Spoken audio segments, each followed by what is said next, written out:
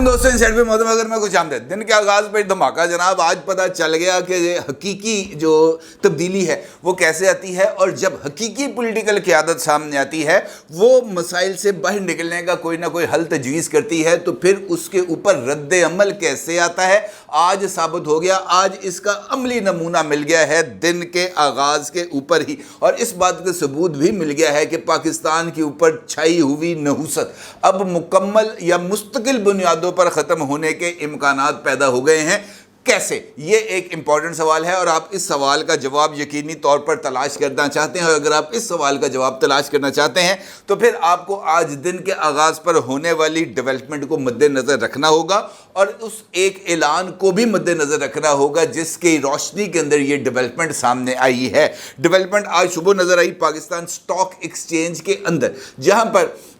आज कारोबार के आगाज़ ही ब्लॉक बस्टर साबित हुआ, और उसके नतीजे में इब्तदाई 1 घंटे के अंदर ही पाकिस्तान स्टॉक मार्केट के अंदर जो कारोबार का वॉल्यूम है वो बढ़ गया और तकरीबन 2230 पॉइंट्स का उसके ऊपर इजाफा हुआ पहले 60 मिनट के अंदर। और ये जो 60 मिनट के अंदर होने वाला इजाफा है पाकिस्तान स्टॉक मार्केट के इंडेक्स में, उसके नतीजे में जनाब जो एक इन्वेस्टर्स का एतमाद सामने आया, तो उसके बाद पाकिस्तान स्टॉक मार्केट को 1 घंटे के लिए कार्रवाई को मुअत्तल करना पड़ेगा। उन्होंने कहा जनाब ऐ ना हो कि आज सारी मार्केट ही एकदम उस लेवल पर चली जाए जहां पर इसको कंट्रोल करना ही नामुमकिन हो जाए। पहले 60 मिनट के बाद अगले 60 मिनट तक जो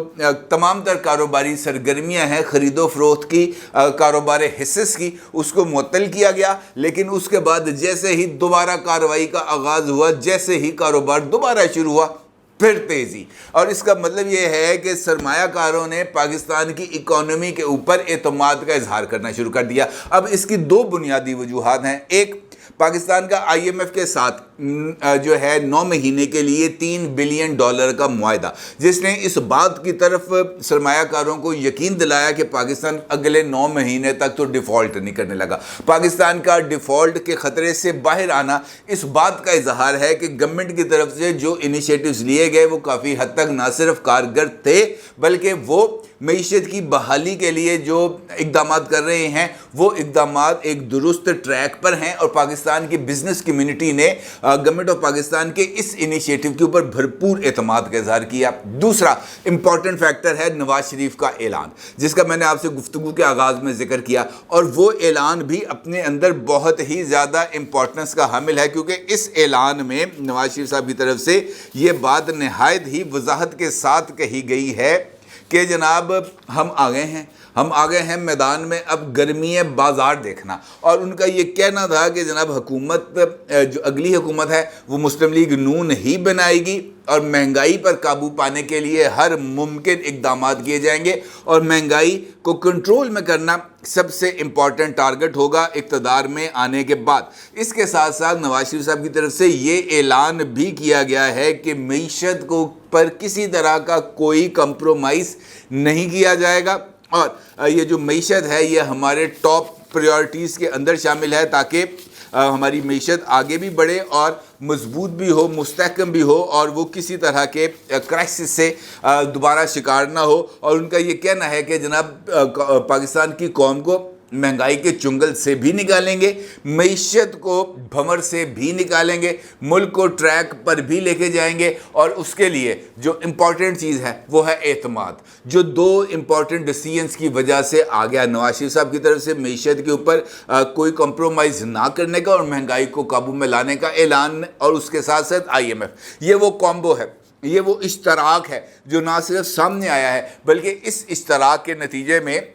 हमें काफ़ी हद तक बेहतरी नज़र आ रही है। और उसके साथ साथ गवर्नमेंट ऑफ पाकिस्तान की तरफ से गैर मुल्की सरमायाकारों को राग़ब करना, और उसके ऊपर chief of army staff general Asim Munir साहब की तरफ से तौसीक मोहर लगा देना, तस्दीक कर देना कि जनाब मैं इस गवर्नमेंट की तरफ से लिए जाने वाले इनिशिएटिव्स का ना सिर्फ ज़ामन हूँ बल्कि गारंटर भी हूँ, और उसके बाद तो फिर किसी तरह का कोई पसोपेश बाकी रह नहीं जाता। अब ये जो सारा कुछ है ये جو ڈیولپمنٹس ہیں یہ ایک دن میں نہیں ہوئی، اور اس کے پیش نظر ماضی کے اندر کیے جانے والے کچھ اقدامات ہیں، اور خاص طور پر chief of army staff general Asim Munir صاحب کے ساتھ جو بزنس کمیونٹی ہے اس کی پے در پے ملاقاتیں، اس کے اندر انہوں نے بہت ہی امپورٹنٹ رول پلے کیا، اور اس دوران عمران خان صاحب کے ساتھ بھی کچھ لوگوں نے رابطہ کیا جس میں عقیل کریم ڈیڈی صاحب بھی شامل تھے، اور انہوں نے عمران خان کو اس وسیع تر معیشت کے پلان کے اندر جو ہے آن بورڈ کرنے کی کوشش کی، لیکن عمران خان صاحب نے انتہائی رعونت کے ساتھ اس سارے پروسیس کو بالکل مسترد بھی کر دیا، اور اپنے آپ کو اس پروسیس سے پل آؤٹ کر کے آئسولیشن میں لے گئے، جو عمران خان کا ترہ امتیاز ہے۔ عمران خان کو کہتے ہیں نا ونڈ کے کھانے والا بندہ ہی نہیں، وہ اکیلا رہنے والا آدمی ہے، اور اپنی ہی جو ہے نا اس کے اندر وہ جو ہے شخصیت پرستی کے عروج پہ رہتے ہیں، وہ اس کے اوپر کسی طرح کا کوئی کمپرومائز نہیں کرتے، لہٰذا عمران خان کو سنگل آؤٹ کر دیا گیا، اور نئے معیشت کے پلان کے اوپر پاکستان بھر کی بزنس کمیونٹی اور پولیٹیکل پارٹیز کو آن بورڈ کر دیا گیا۔ اسی طریقے سے بزنس کمیونٹی کے 3 امپورٹنٹ جو پلیئرز ہیں، جس کے اندر عارف حبیب صاحب ہیں، عقیل کریم ڈیڈی صاحب ہیں اور گوہر اعجاز صاحب ہیں، ان تینوں شخصیات نے پاکستان کے جو مختلف ٹاپ ٹیئر لیڈرشپ ہے ان کے ساتھ بھی رابطے کیے۔ ان لوگوں نے معیشت کے اوپر چیف آف آرمی سٹاف کو 1 سے زائد مرتبہ بریفنگز دی، اور اس کے بعد انہوں نے ٹاپ ٹیئر جو پولیٹیشینز ہیں ان کے ساتھ بھی رابطے کیے۔ اس کے بعد جی ایچ کیو کے اندر اور اپارا کے اندر بہت ہی انٹینس قسم کے اجلاس ہوئے جو تقریباً 1 مہینہ جاری رہے، اور اس اجلاسوں کے اندر جو بزنس کمیونٹی تھی، خاص طور پر سرمایہ کار، ان کو خاص طور پر مدعو بھی کیا گیا، ان سے تجاویز بھی لی گئیں، اور ان سے ٹریک کو حتمی شکل دی گئی۔ انہوں نے کہا جناب آپ نے بنانی ہے پالیسیز، آپ نے بتانا ہے کہ پاکستان کی معیشت کو کس طریقے سے ٹریک پر لانا ہے، اور پاکستان کو کس طریقے سے اس آئی ایم ایف کے چنگل سے، قرضوں کے چنگل سے باہر نکالنا ہے۔ اب ہم ایسا کوئی کام نہیں کریں گے جس سے معیشت بھی کمپرومائز ہو، ملک بھی کمپرومائز ہو، اور اس حوالے سے جو استحکام ہے اس کی بھی گارنٹی ہے، پولیٹیکل استحکام کی بھی گارنٹی ہے، معاشی استحکام کی بھی گارنٹی ہے۔ پھر 30 دن تک، تقریباً 1 مہینے تک بیک ٹو بیک ارکریزی کی گئی، معیشت کے اوپر تمام تر جو پہلو ہیں ان کے اوپر غور کیا گیا، تمام جو سٹیک ہولڈرز ہیں ان کو لوپ میں لیا گیا، اور وہ تمام سیکٹرز کو آئیڈینٹیفائی کیا گیا جہاں پر پاکستان کی ترقی کے امکانات ہیں، جس میں ایگریکلچر سیکٹر ہے، اور ایگریکلچر سیکٹر کے اندر جو بیرن لینڈ ہے، جو بنجر زمین ہے، اس کو کلٹیویشن کے لیے استعمال کرنے کا فیصلہ کیا گیا، اور اس کے لیے بھی ایک پلان بنایا گیا، اور اس کے بعد پنجاب گورنمنٹ سے کہا گیا کہ جناب ہمیں یہ جو بنجر زمین ہے یہ ہمارے حوالے کی جائے، ہم اس کو زرخیز بنا کر آپ کے حوالے کر دیں گے، اور اس کے اوپر بھی بزنس کمیونٹی کے ساتھ مل کر ایک جسے ہم کہہ سکتے ہیں نا پبلک پرائیویٹ وینچر، اس کا آغاز کیا گیا۔ آلدو کہ یہ منصوبہ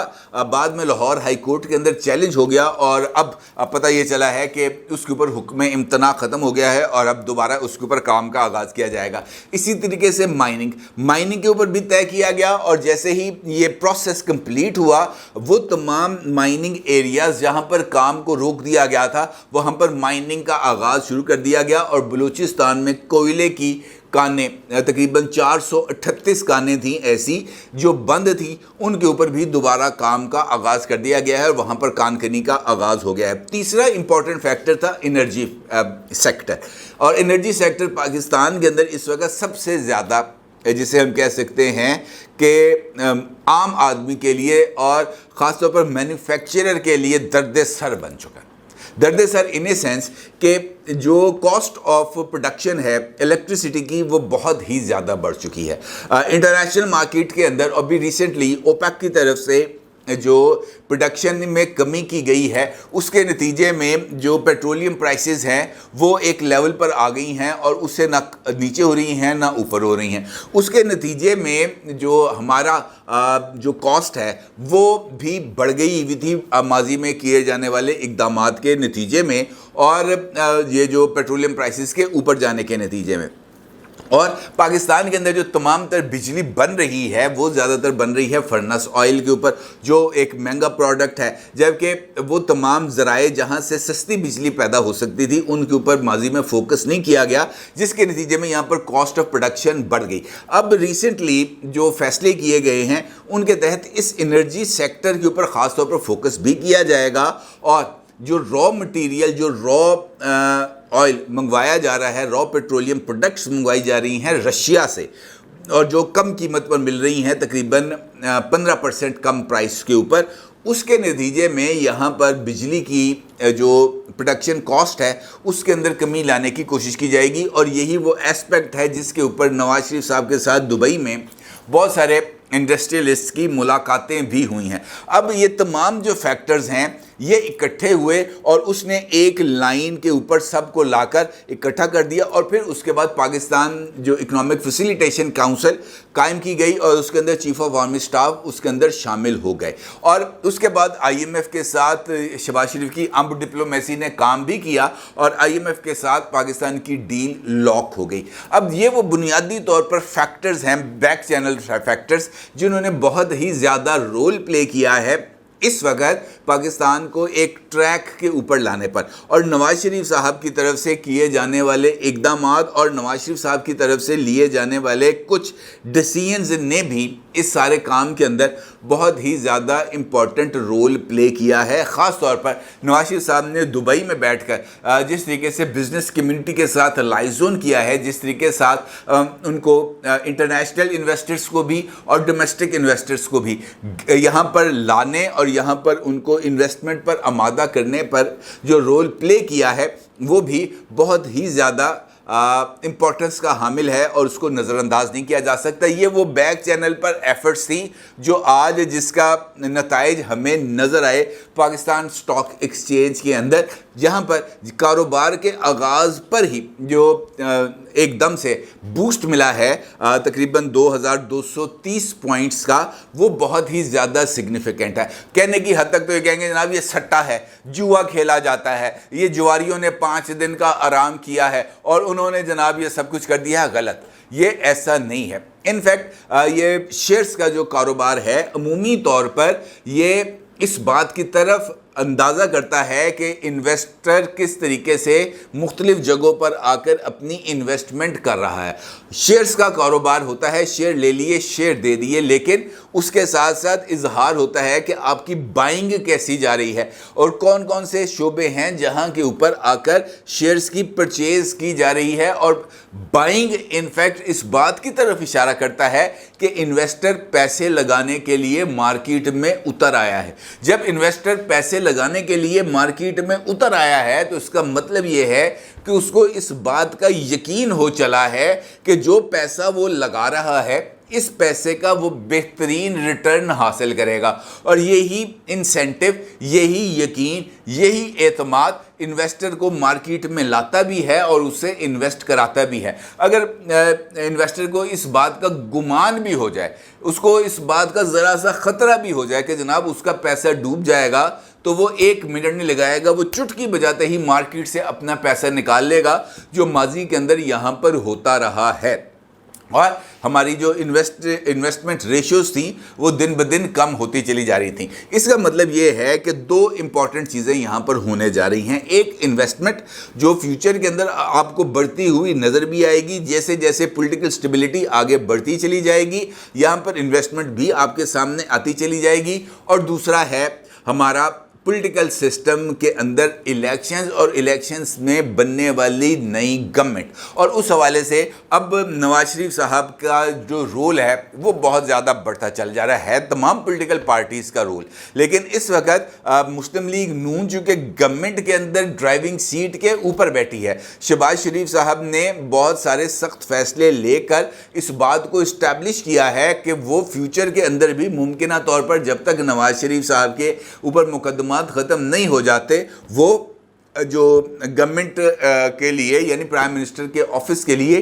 ٹاپ ریسرز میں شامل ہیں، اور نواز شریف صاحب کی ان کو بیک حاصل ہے، اور وہ زیادہ